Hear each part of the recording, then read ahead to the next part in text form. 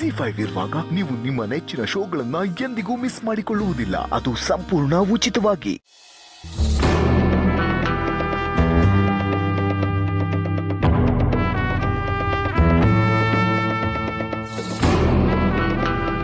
जी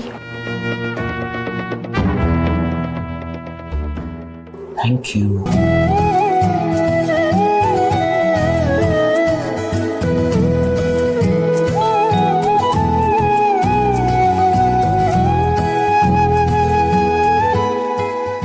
ಮರಿ, ನೀವು ನನ್ನನ್ನೇನೋ ಕೇಳಬೇಕು ಅಂತಿದ್ದೀರಾ, ಆದರೆ ಕೇಳೋಕ್ಕಾಗ್ತಿಲ್ಲ.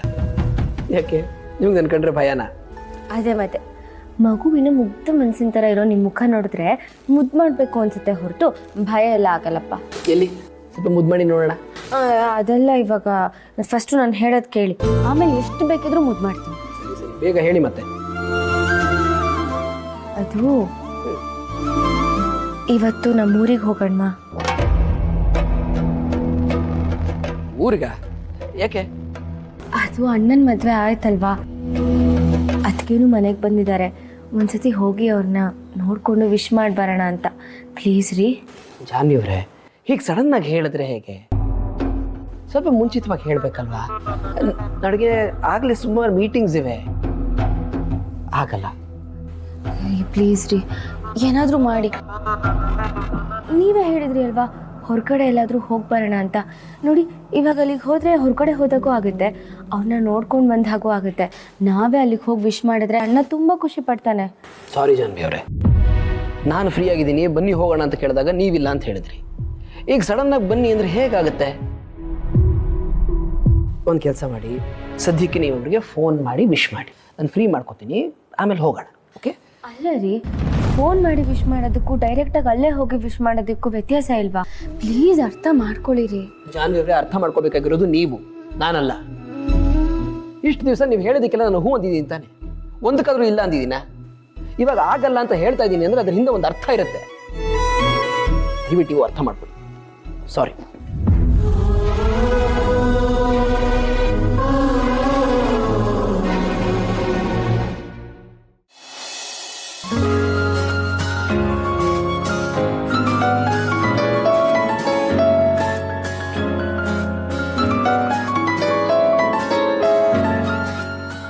ಜಾನು, ಏನಮ್ಮ ಬೆಳಗ್ಗೆ ಬೆಳಗ್ಗೆನೆ ಫೋನ್ ಮಾಡಿದೀಯಾ? ಏನ್ ವಿಶೇಷ? ಹ್ಞೂ, ಮತ್ತೆ ಮನೆಗೆ ಹೊಸ ಜೋಡಿ ಬಂದಿದಾರಲ್ಲ, ಅವ್ರ ಬಗ್ಗೆ ವಿಚಾರಿಸಕ್ಕೆ. ಇಬ್ರು ಹೇಗಿದ್ದಾರೆ? ಇಬ್ರು ಜೋಡಿ ನೋಡಕ್ ಎಷ್ಟು ಚೆನ್ನಾಗಿದೆ ಅಲ್ವಾ? ಹೌದಮ್ಮ, ಋಣಾನು ಬಂದ ಅನ್ನೋದು ಹೇಗ್ ಕೂಡ್ ಬರುತ್ತೆ ನೋಡು. ಅವರಿಬ್ಬರನ್ನು ನೋಡ್ತಿದ್ರೆ ತುಂಬಾ ಖುಷಿ ಆಗತ್ತೆ. ಆ ದೇವ್ರು ವೆಂಕಿ ಜೀವನಕ್ಕೆ ಒಳ್ಳೆ ಸಂಗಾತಿನ ಕೊಟ್ಟ. ಅಂದ್ಹಾಗೆ ಚೆಲ್ವಿ ನಿನಗ್ ಗೊತ್ತಾ? ಹ್ಞೂ ಅಮ್ಮ, ಚೆನ್ನಾಗೇ ಗೊತ್ತು. ಅವತ್ತು ದೇವಸ್ಥಾನದಲ್ಲಿ ಉತ್ಸವ ನಡೀತಲ್ಲ, ಅವತ್ತು ನಾನು ಅವ್ರನ್ನ ನೋಡಿದ್ದೆ. ಆದ್ರೂ ನನಗೆ ವೆಂಕಿ ಅಣ್ಣನ ಮೇಲೆ ಸಿಕ್ಕಾಪಟ್ಟೆ ಕೋಪ ಇತ್ತು. ಯಾಕೆ ಜಾನು? ಇನ್ನೇನ್ ಮತ್ತೆ, ಇದರ ಮದ್ವೆ ಆಗ್ತಿದ್ದೀನಿ ಅಂತ ಒಂದ್ ಮಾತು ನನ್ಗೆ ಹೇಳಿಲ್ಲ, ಹಾಗೆ ಮದ್ವೆ ಆಗಿದ್ದಾನೆ. ನಂಗೊಂದ್ ಮದ್ವೆ ನೋಡ್ಬೇಕು ಅಂತ ಎಷ್ಟು ಆಸೆ ಇತ್ತು ಗೊತ್ತಾ? ಪಾಪ ಜಾನು, ಚೆಲ್ವಿ ಪರಿಸ್ಥಿತಿ ಸರಿ ಇರ್ಲಿಲ್ಲ, ಅದಕ್ಕೆ ಅವಸರದಲ್ಲಿ ಮದ್ವೆ ಆಗಿದ್ದಾನೆ. ಹೋಗ್ಲಿ, ನಮ್ಗೇನಾದ್ರೂ ಹೇಳಿದ್ನಾ? ಅವಳನ್ನ ಮದ್ವೆ ಆಗಿ ಕರ್ಕೊಂಡ್ ಬಂದಾಗ್ಲೇ ನಮಗೂ ಗೊತ್ತಾಗಿದ್ದು. ಅದೇ ಮತ್ತೆ, ಈಗೆಲ್ಲ ಹೇಳಿದ್ರೆ ನಾನು ಒಪ್ಪಲ್ಲ.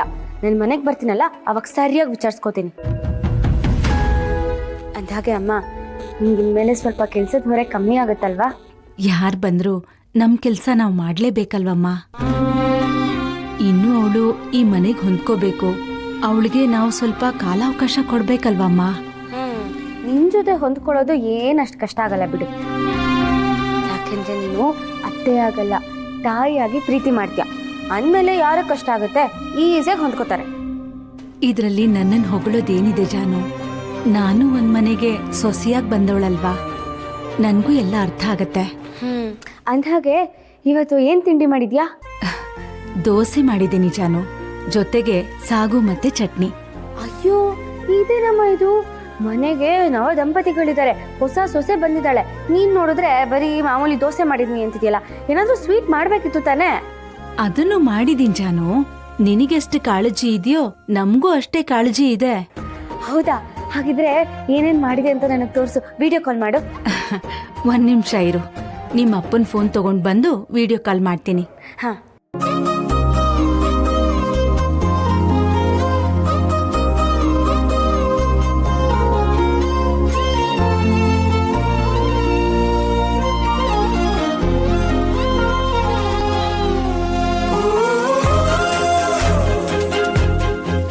ಜಾನು, 1 ನಿಮಿಷ ಇರು, ತೋರಿಸ್ತೀನಿ.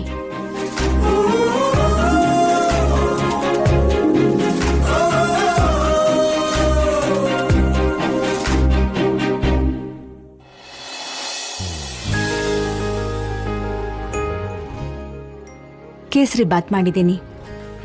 ವಿಡಿಯೋ ಕಾಲ್ ಬೇಡ, ಏನು ಬೇಡ, ಕಟ್ ಮಾಡು. ಯಾಕಮ್ಮ? ಇನ್ನೇನು ಮತ್ತೆ, ಅಷ್ಟೆಲ್ಲ ನೋಡ್ತಿದ್ರೆ ನನಗೂ ತಿನ್ಬೇಕು ಅಂತ ಆಸೆ ಆಗ್ತದೆ, ಓಡ್ ಬಂದ್ಬಿಡೋಣ ಅನ್ನಿಸ್ತಿದೆ. ಅದಕ್ಕೇನಂತೆ, ಬಾ. ಯಾರು ಬೇಡ ಅಂದಿದ್ದು? ಇವಾಗ ನಾನು ಬಂದರೆ ಅಷ್ಟೇ ಕತೆ. ನಾನು ಮುಂದಿನ ಸರಿ ಬರ್ತೀನಲ್ಲ, ಆವಾಗ ನಂಗೆ ಏನೇನು ಬೇಕು ನಾನೇ ಕೇಳಿ ಮಾಡಿಸ್ಕೊಂಡು ತಿಂತೀನಿ. ಸರಿ ಜಾನು, ನನಗ್ ಫೋನ್ ಮಾಡಿ ಎಲ್ಲ ವಿಚಾರಿಸ್ಕೊತಿದ್ಯಲ್ಲ, ವೆಂಕಿಗ್ ಫೋನ್ ಮಾಡಿ ವಿಚಾರಿಸಿದ್ಯಾ? ನಾನು ಮಾಡಲ್ಲ. ನಾನು ಯಾಕೆ ಮಾಡಬೇಕು? ಅವನು ನನಗೆ ಒಂದು ಮಾತು ಹೇಳಿಲ್ಲ ತಾನೆ. ಅಷ್ಟೊಂದಿದ್ರೆ ಅವನೇ ಮಾಡಲಿ, ನಾನು ಮಾಡಲ್ಲ.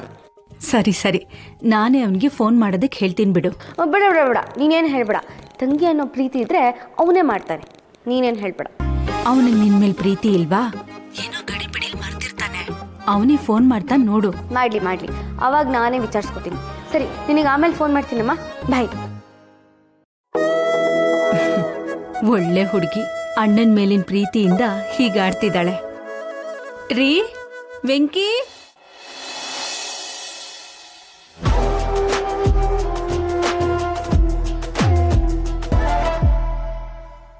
ಇದೇನ್ರಿ ಇವತ್ತು ಸ್ವಲ್ಪನೂ ಫ್ರೀ ಇಲ್ಲ, ಮೀಟಿಂಗ್ಸ್ ಇದೆ ಅಂದ್ರಿ. ಈ ಕೆಲ್ಸಕ್ಕೆ ಹೋಗ್ತಾ ಆರಾಮಾಗಿ ಕೂತಿದ್ದೀರಾ? ಜಾನ್ವಿ ಅವರೇ, ಈಗ ನಾನು ಮನೇಲಿರೋದು ನಿಮಗೆ ಇಷ್ಟ ಇಲ್ವಾ? ಅಯ್ಯೋ ರಾಮ, ಯಾಕ್ರಿ ಈ ಥರ ಹೇಳ್ತಿದ್ದೀರಾ? ನಾನೆಲ್ಲಿ ಹಾಗೆ ಹೇಳ್ದೆ? ನೀವೇ ತಾನೇ ಹೇಳಿದ್ದು ಇವತ್ತು ತುಂಬ ಕೆಲಸ, ಒಂಚೂರು ಬಿಡುವಿಲ್ಲ, ಮೀಟಿಂಗ್ಸ್ ಮೇಲೆ ಮೀಟಿಂಗ್ಸ್ ಇದೆ ಅಂತ. ಸುಮ್ಮನೆ ಕೂತಿದ್ರಲ್ಲ, ಅದಕ್ಕೆ ಕೇಳಿದೆ ಅಷ್ಟೇ. ಈ ಥರ ಸುಮ್ಮನೆ ಕೂತ್ಕೊಳ್ಳೋ ಬದಲು ನಾವು ಊರಿಗೆ ಹೊರಟಿದ್ರೆ ಇಷ್ಟೊತ್ತಿಗೆ ಅರ್ಧ ದಾರಿನೇ ತಲುಪ್ತಾ ಇದ್ವಿ. ಯಾವುದೋ ಒಂದು ಇಂಪಾರ್ಟೆಂಟ್ ಮೀಟಿಂಗ್ ಸಂಬಂಧಪಟ್ಟಿರೋ ಕಾಲ್ಗೆ ವೆಯ್ಟ್ ಮಾಡ್ತಾ ಇದ್ದೀನಿ. ನನಗೂ ವೆಯ್ಟ್ ಮಾಡಿ ಮಾಡಿ ಸಾಕಾಗಿದೆ ಈಗ. ರೀ, ನಾನು ಅಣ್ಣನ ನೋಡಬೇಕು ರೀ, ನಂಗೆ ಅವನ ಜೊತೆ ಮಾತಾಡಬೇಕು ಅಂತ ಅನಿಸ್ತಾ ಇದೆ. ಅದು ಅಲ್ಲದೆ ಇವಾಗ ಮದುವೆ ಆಗಿದ್ದಾನೆ.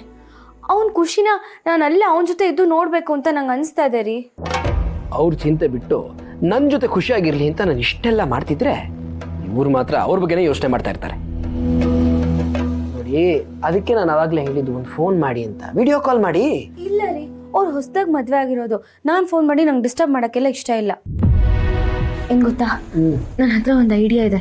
ಹೇಗೂ ನಾವು ಅಲ್ಲಿಗೆ ಹೋಗೋಕ್ಕಾಗ್ತಿಲ್ಲ ಅಲ್ವಾ? ಅದಕ್ಕೆ ಒಂದು ಕೆಲಸ ಮಾಡೋಣ, ಅವರಿಬ್ಬರನ್ನೇ ನಮ್ಮನೆಗೆ ಕರ್ಸ್ಕೊಂಡ್ಬಿಟ್ರೆ ಇನ್ನೂ ಸೂಪರ್ ಆಗಿರುತ್ತೆ. ಅವ್ರು ಆರಾಮಾಗಿ ಇಲ್ಲಿ ಬಂದು ಉಳ್ಕೋಬೋದು, ಎಷ್ಟು ದಿವಸ ಬೇಕಾದರೂ ಇರ್ಬೋದು, ಖುಷಿಯಾಗಿ ಎಷ್ಟು ಬೇಕಾದರೂ ಮಾತಾಡ್ಬೋದು. ನಾನು ಏನೇನೋ ಮಾಡ್ಕೊಡ್ತೀನಿ, ಅದನ್ನೆಲ್ಲ ಹೊಟ್ಟೆ ತುಂಬ ತಿನ್ಬೋದು, ಊರೂರೆಲ್ಲ ಸುತ್ತಾಡ್ಬೋದು, ಚೆನ್ನಾಗಿ ಓಡಾಡ್ಕೊಂಡು ಬರ್ಬೋದು, ಸಖತ್ ಮಜಾ ಇರುತ್ತೆ. ನೀವು ಒಂದ್ಸತಿ ಹ್ಞೂ ಅನ್ನಿ ಸಾಕು, ನಾನು ಅಣ್ಣಂಗೆ ಫೋನ್ ಮಾಡಿ ಇವತ್ತೇ ಹೊರಡಕ್ಕೆ ಹೇಳ್ಬಿಡ್ತೀನಿ. ಜಾನ್ವಿ ಅವರೇ, ಯಾಕೆ ಈ ವಿಷಯದ ಬಗ್ಗೆ ಇಷ್ಟೊಂದು ಎಕ್ಸೈಟ್ ಆಗ್ತಿದ್ದೀರಾ ನೀವು? ನನಗೆ ಅರ್ಥನೇ ಆಗ್ತಿಲ್ಲಪ್ಪ. ZEE5 ಆಪ್ ಡೌನ್ಲೋಡ್ ಮಾಡಿ ಎಲ್ಲಾ ಸಂಚಿಕೆಗಳನ್ನು ಸಂಪೂರ್ಣ ಉಚಿತವಾಗಿ ನೋಡಿ.